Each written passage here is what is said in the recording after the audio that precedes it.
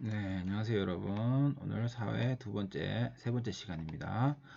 자, 오늘 공부할 내용을 살펴보기 전에 지난 시간에 배운 내용 잠깐 복습하겠습니다.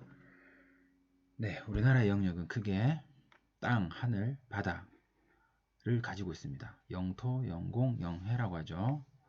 네, 그리고 지난 시간에 선생님 마우스 포인터가 안 보여서 그 부분에 대해서 다시 설명한다고 했죠. 자, 이제 보이죠? 네. 자, 이 부분을 무엇이라고 했습니까? 조금 어려운 말로 배타적 경제수역이라고 했습니다. 배타적 경제수역은 해당 나라에서 다음과 같은 권리를 가지고 있습니다. 주로 경제적인 권리를 말하죠. 어부들이 물고기를 잡을 수 있는 권리입니다. 그 대신 다른 나라의 선박, 배나 항공기 통행은 자유롭습니다. 네, 이 권리를 제외하고 단순히 지나가는 것은 자유롭다고 했습니다. 근데 우리 영역 안에는 지나가는 것도 안 되고 어업을 할 수 있는 권리도 없다고 했습니다. 다른 나라에서. 네, 이 부분은 다른 나라에서 함부로 들어올 수 없습니다. 그러면 좀 헷갈리는 부분이 선생님이 아마 영해를 설명할 때 물고기를 잡을 수 있는 권리가 있다고 했습니다. 네, 배타적 경제 수역안에서는 어떨까요? 당연히 우리나라의 어민들이 어업을 할 수 있는 권리가 있습니다. 그러면 배타적 경제 수역의 영역이 어떻게 될까요? 선생님이 한번 지도에서 찾아봤습니다. 네, 다른 그림인데 영토, 영해, 기선으로부터 12해리라고 했죠. 네, 이 기준은 동해에서는 물이 빠져나간 썰물인 지점부터 거리를 12해리를 잰다고 했습니다. 그리고 서해하고 남해에서는 제일 끝에 있는 섬으로부터 12해리를 잰다고 했습니다. 그래서 나온 영역이 다음과 같습니다. 자, 그리고 배타적 경제 수역은 기선으로부터 기준선이죠. 200해리. 그러니까 이 부분은 188해리가 되겠죠. 이 부분을 배타적 경제 수역이라고 했습니다. 그러면 우리나라 지도를 보고 어느 정도인지 한번 볼까요? 네, 대한민국 지도입니다. 대한민국의 영해선입니다. 우리나라의 국경선이라고 하면 되겠죠. 국경선. 우리나라의 영역이 여기까지입니다. 그리고 배타적 경제수역은 초록색 부분입니다. 초록색 부분. 네, 여기서도 당연히 우리나라 어민들이 물고기를 잡을 수 있는 권리가 있습니다. 다른 나라에서 어업하는 것은 불법입니다. 그리고 배타적 경제수역이 겹치는 경우가 많습니다. 다른 나라들끼리도. 그래서 이렇게 어업 협정을 정해서 한일 중간 수역을 정해 놓았습니다. 파란색 부분.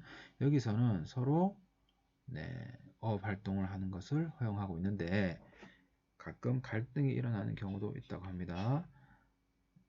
자, 그리고 만약에 독도가 일본 땅이라고 주장하는 이유가 독도 주변 200해리가 되어버리면 배타적 경제 수역은 당연히 일본으로 넘어가 버리겠죠. 네. 그렇게 되면은 우리 어민들이 피해를 볼 수 있기 때문에 서로 이제 독도를 지키기 위해서 우리나라 경찰을 독도에 파견해서 독도를 지키고 있습니다. 독도에는 군인이 아니라 경찰을 파견한 이유가 당연히 우리 땅이기 때문에 군인은 주로 이제 국경선을 지키는 분들이 군인이고 여기는 당연히 우리 땅이기 때문에 경찰을 파견했다고 합니다. 네, 그리고 대한민국의 동서남북 제일 끝에 있는 지역이 제주도에서는 최남단 마라도라는 섬이었죠. 동쪽에서는 남쪽에서는 마라도, 동쪽은 독도였습니다. 그리고 서쪽 끝과 북쪽 끝은 북한에 있는 지역이라고 했죠. 네. 지난 시간에 배운 내용은 여기까지 하고 오늘 수업 시작하겠습니다. 자, 오늘은 자연 환경에 따라 우리 국토를 구분하는 방법에 대해서 공부를 해볼 텐데 네, 선생님이 간단하게 이렇게 화면을 준비해 봤습니다.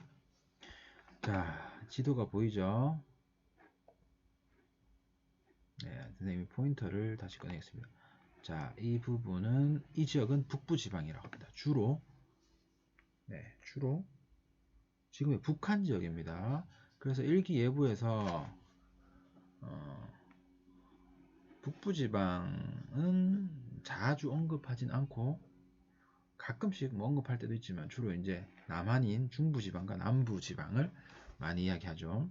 그래서 자연환경을 기준으로 국토를 구분하는 방법은, 자연환경은 주로 큰 산맥과 하천 같은 지형을 가지고 구분하는 방법을 말하는데, 자, 중부지방은 휴전선 남쪽으로 소백산맥과 금강하류까지. 자, 이게 휴전선입니다. 북부지방과 중부지방을 나누는 기준이 바로 휴전선이죠.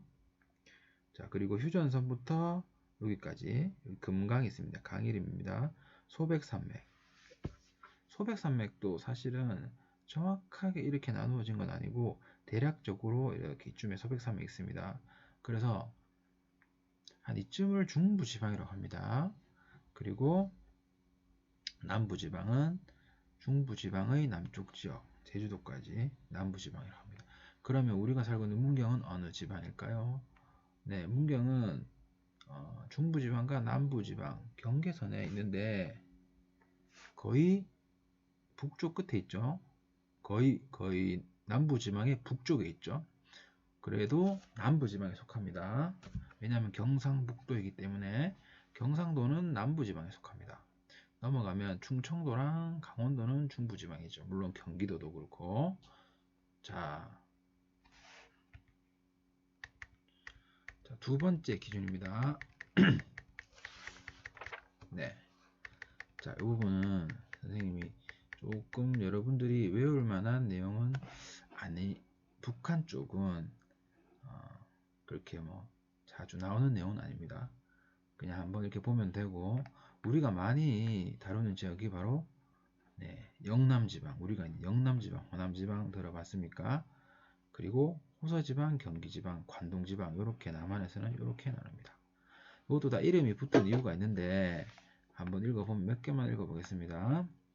옛 금강, 옛 이름이 호강이었습니다. 호강, 지금은 금강이죠.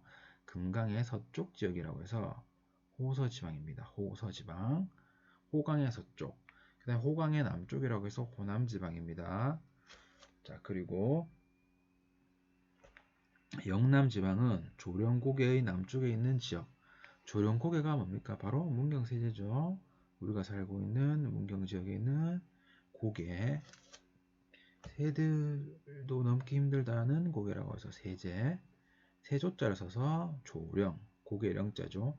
고개는 선생님이 사진을 한번 보여줘야 되는데, 사진을 안 보더라도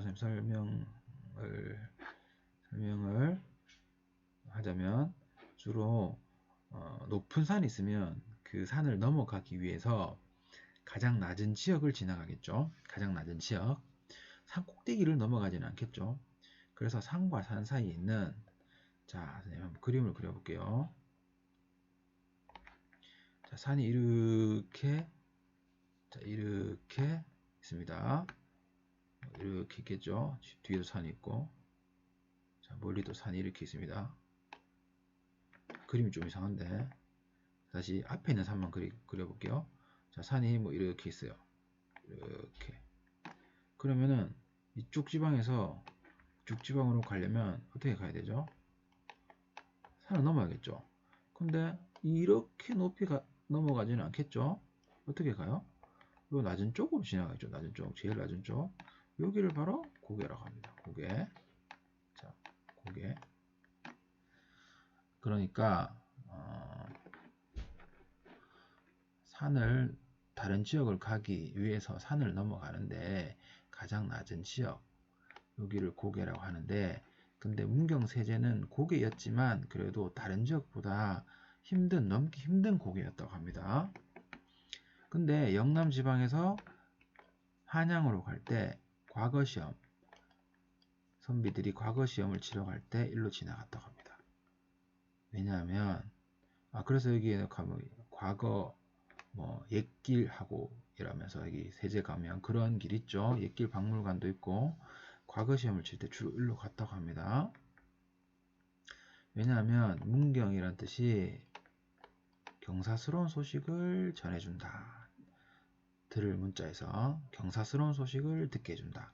즉 반가운 소식을 듣게 해준다. 라고 해서 일로 지나가면 이쪽으로 지나가면 왠지 시험에 합격할 것 같아서 이쪽으로 지나갔다고 합니다. 근처에 자 재미있는 이야기는 중령 그 다음에 추풍령이라고 있었다고 합니다. 추풍령 자 이런 고개도 있었다고 하는데 여기가 더 넘어가기 쉬웠다고 해요. 네, 근데 왜 이쪽으로 지나가지 않았냐면 중령은 쭉쭉 미끄러진다고 해서 추풍령은 가을의 낙엽 가을 추자 낙엽 풍자 가을의 낙엽이 어떻게 되죠? 떨어지죠. 그래서 왠지 그 말뜻이 안 좋아서 사람들이 지금도 막 그렇게 믿고 있는 그런 말들이 많죠. 왠지 부정적인 그런 뜻이라고 생각해서 이쪽이 더 가는 길이 더 빠르고 더 쉬웠지만 일로 이쪽으로 안 가고 자 조령 문경 세제로 지나갔다고 합니다. 덕분에 문경은 대한민국 사람들이 가장 가고 싶어하는 관광지 1순위가 되었죠. 문경 세제. 네, 선생님도 자주 갑니다. 여기까지 잘 이해됐죠? 네, 그러면 다음 넘어가겠습니다. 자, 네. 오늘은 여기까지 하고 다음 수업 다음에 또 올리겠습니다. 네, 수고했습니다.